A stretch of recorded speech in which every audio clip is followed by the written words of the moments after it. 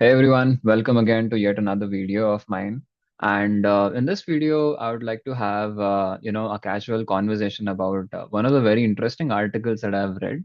And this article is design patterns for if statements.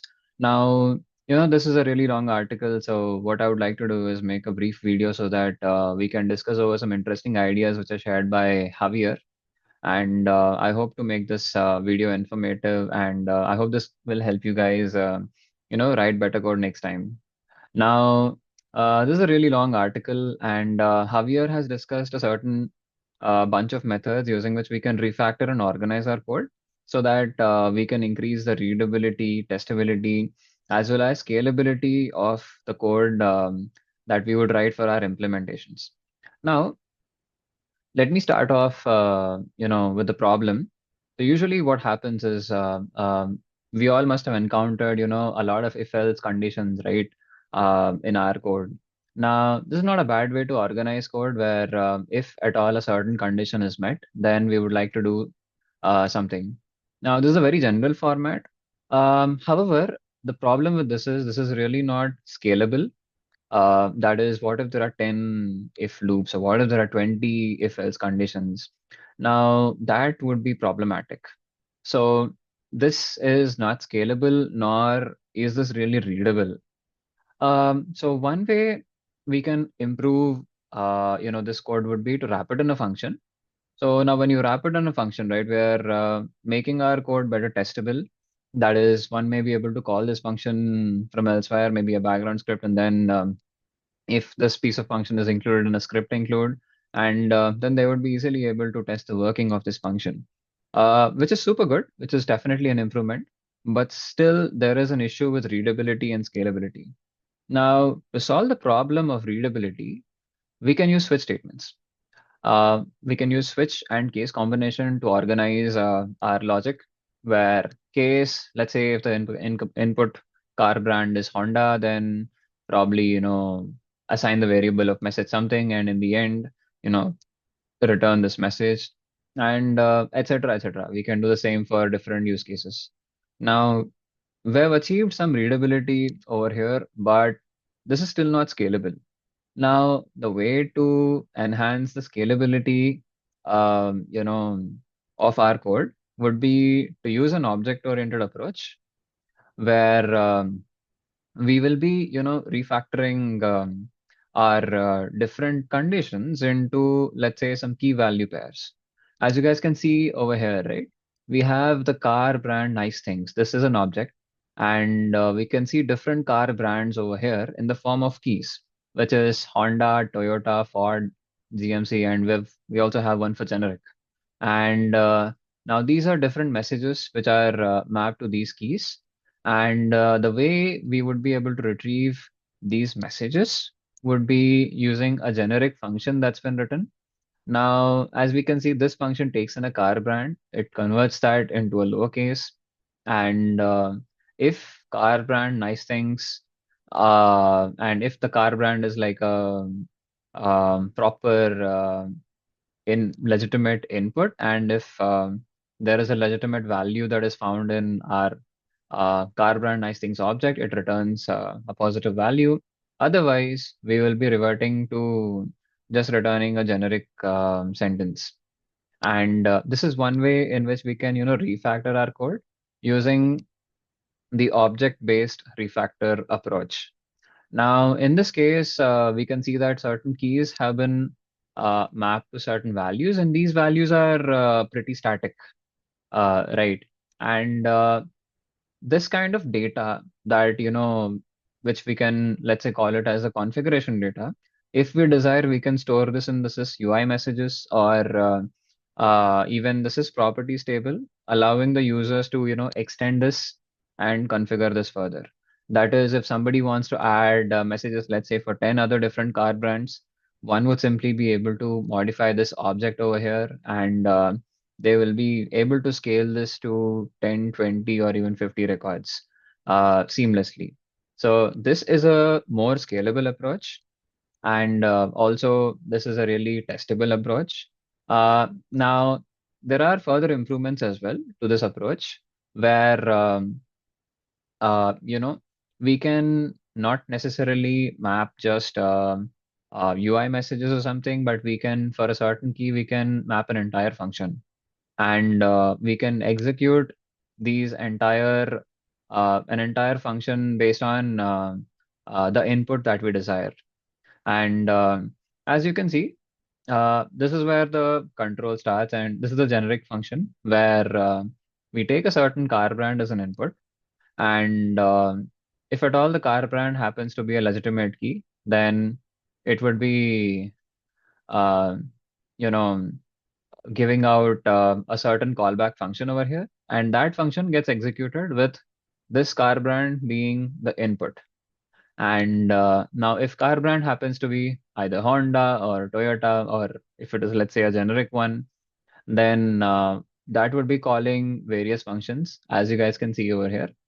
And now, within this function as well, there is an interesting thing to look at here. So, brand tracker is an object, right? So brand tracker is pretty much like a object in this case, where the business logic gets executed. And brand tracker is like an object where for different keys we have different business logic map. Let's say this is the key that corresponds to Toyota. Track nice things about, sorry, Honda. Track nice things about Honda. So here's where we can do something about Honda, and track nice things about Toyota.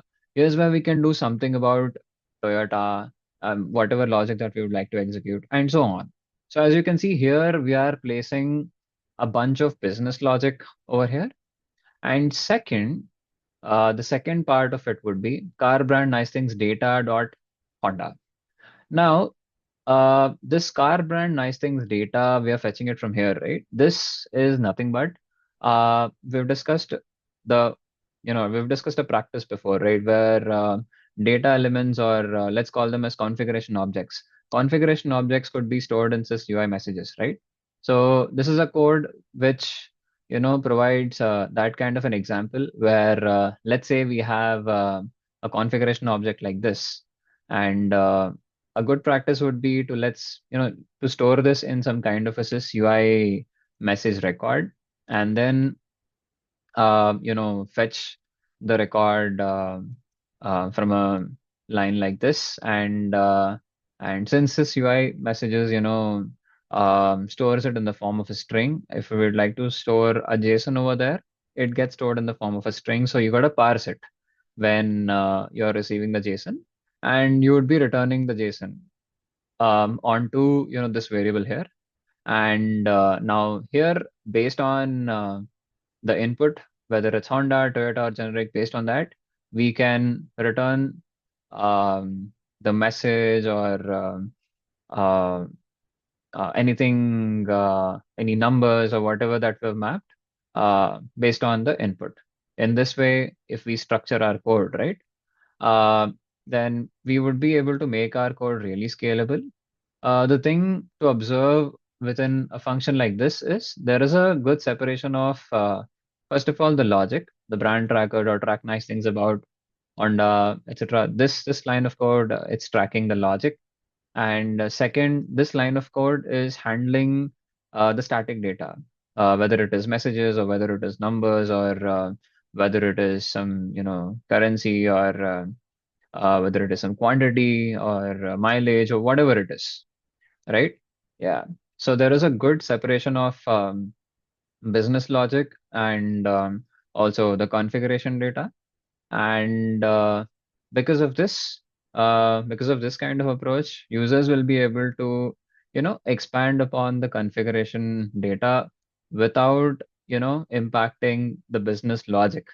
That is, if let's say I want to add a new brand in the future, right? Then all I need to do is I just take the configuration object, and I'll just add a few more lines or a couple of more brands which I would like to add, and there would be minimal changes in the business logic where I'll have to just update the brand tracker specific to that, and as well as the car brand nice things in this case, in case I would like to write some separate business logic for all of them. Yeah, but otherwise I always have a generic method that I can fall back to, etc. All in all, this approach is certainly much better than adding another else if statement to our code, or adding another switch statement to our code, and writing some complex business logic which is deeply intertwined with the configuration data, which is really not the best approach. And so I hope I have captured the details which are mentioned, in this article about design patterns for if statements. I hope I've done a good job capturing these details. Certain takeaways which I think we can reflect upon are number one, avoid more than three conditions in an if block. And number two, a switch case would be better, but still this is procedural. And object-based lookups are the clean, fast, and extensible solutions.